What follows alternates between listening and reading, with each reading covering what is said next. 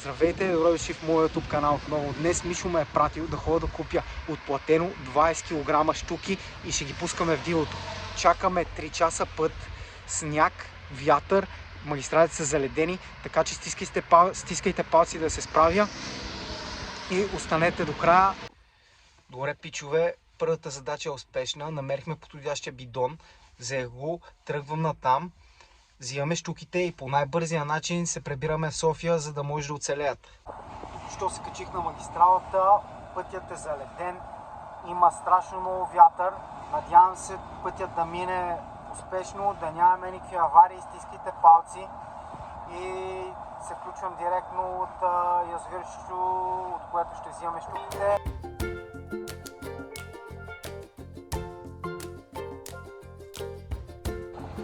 На половината път сме, времето лека по лека почва да се оправя, става окей, като си имах предвид, че днес го дава Джелткоп цяла България, така че имам още час половина там и директно се включвам от мястото, взимаме щуките и палим към София.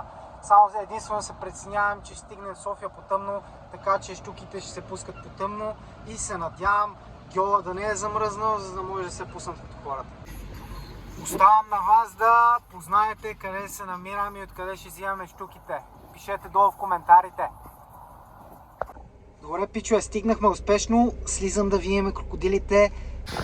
Между другото, тук изглежда много хубаво. Трябва да дойдем някой ден с бобката на фидера, тук да ги тестваме шараните.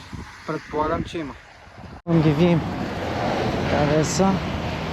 Тук ще седат. Ще дойдем в офиса.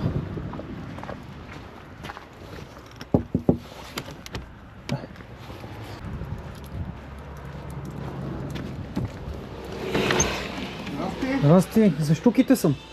Добре, ти с какво си? Остани съм аз, приятно ме. Тук с баничарка. Баничарката? Да. Да видим тези крокодили. Колко са, какво са?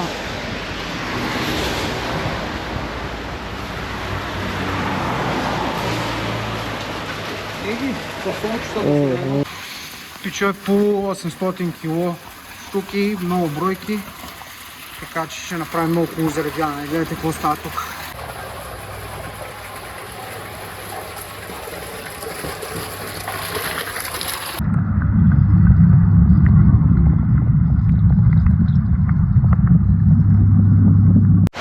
Прехвърля малко вода.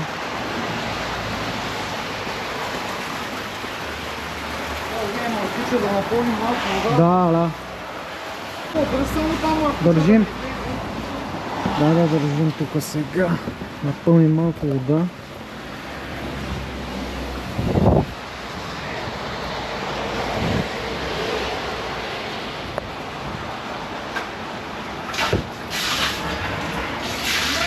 Да, почна. Добре.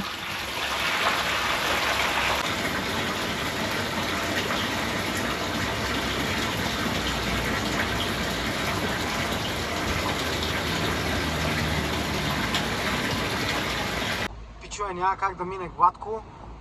Вчера са ме превали с бидона, не са ми дали капачка, аз не обърнах никакво внимание. Отивам до практикер да търся капачка, надявам се да намеря, стискайте палци и за това и се връщам пак. Рибите са някъде около 800 до кило. Хубави риби са, ще вземем някъде около 20 кг и реално ще стане много добро заребяване. Айде си вземат пичове.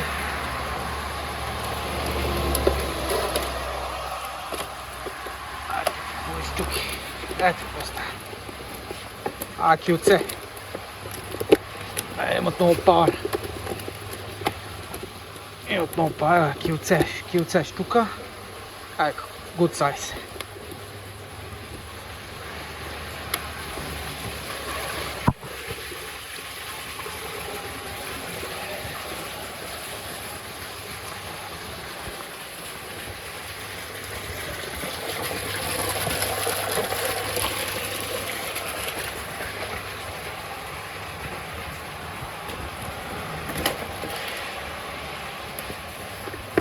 Това е килце. А може и да е над кило. Какво става? Много хубави щуки.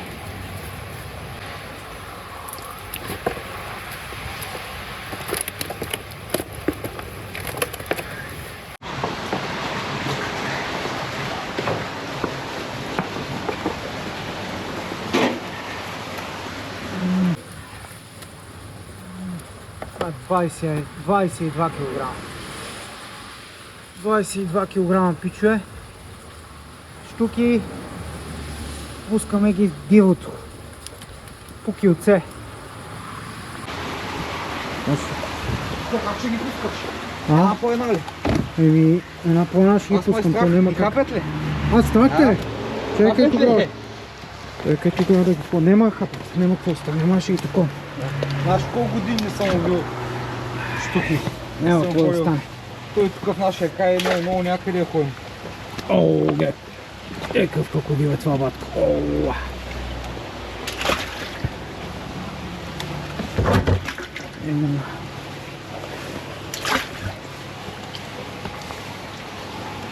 Но водата е ледена.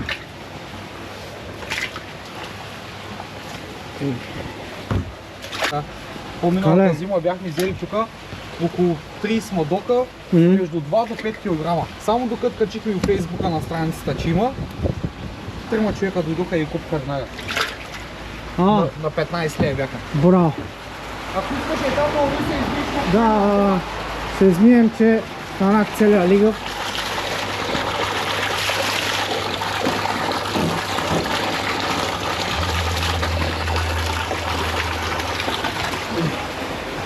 Добре, взехме 22 кг щуки. Тръгвам към София по най-бързия начин. Пускаме ги и мисията да пишем успешно. Айде! Щуките ще ги пуснем на едно водоемче, което има доста добра популация на щука и ние просто ще помогнем тя да стане още по-добра. Едно голямо е волята на Мишо за поредното зарибяване и връщайте рибите обратно, за да има какво да ловим. Нека запазим рибата, която остана в нашата държава. Айде, отиваме да ги пускаме. Пичове, стигнахме, вече сме пред Twitch Fishing Shop. Дай да видим сега какво правят колегите и да им покажем и щуките. Надявам се да са оцелели. По средата на пътя спрях, проверих ги, всичко беше точно, надявам се и сега да е така.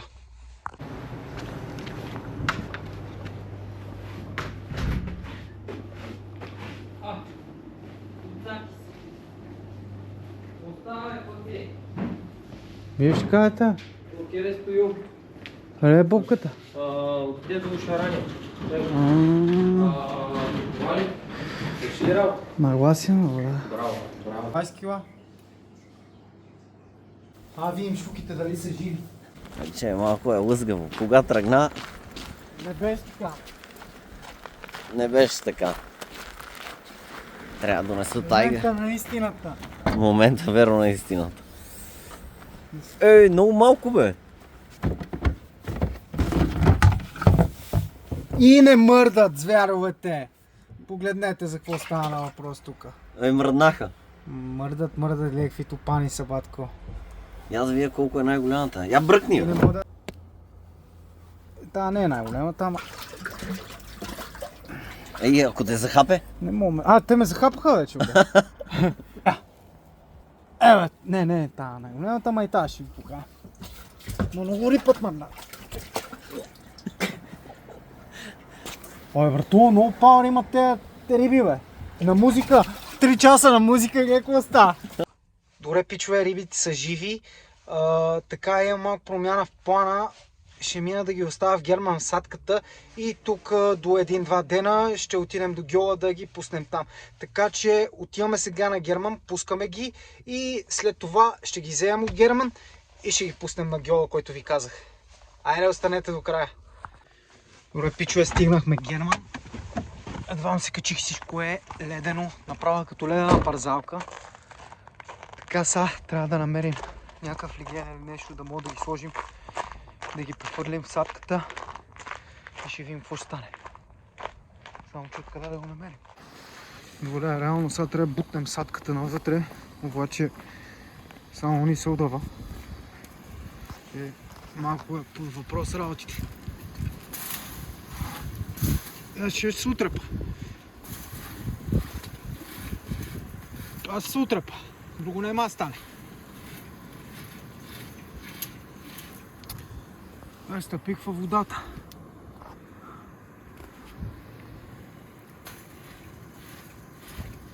Добре. Това ще е. Май, бат, суда! Добре, пичове, почваме да пускаме щуките. О, направо е ледено тук. Положението. Сега дойде времето да ви разкажа какво се случи с тези щуки. Пуснах ги аз на Герман в садката. Беше ми много студено, не можах да ви направя много хубави кадри как ги пускам. Бях сам и не можах да се справя сам. Падна ми батерията на GoPro и трябваше да държа телефона. Стана ми доста студено. Реално щуките намерих една количка, в която ги сложих и ги пуснах. Но садката се оказа, че е отворена. Забравя съм да затворя садката и щуките плуват в Герман в момента. В крайна сметка не стана това, което трябваше да стане, но реално и на Герман върши работа. Така че, ако видеото ви е харесало, може да се абонирате за канала и да ударите лайк. Подготвил съм ви много хубави видеа, започвам и да правя подкасти с много интересни хора, които ще разкажат техните истории, ще показваме примамки. Предстои откриването на пастъровия сезон, така че абонирайте се и до скоро!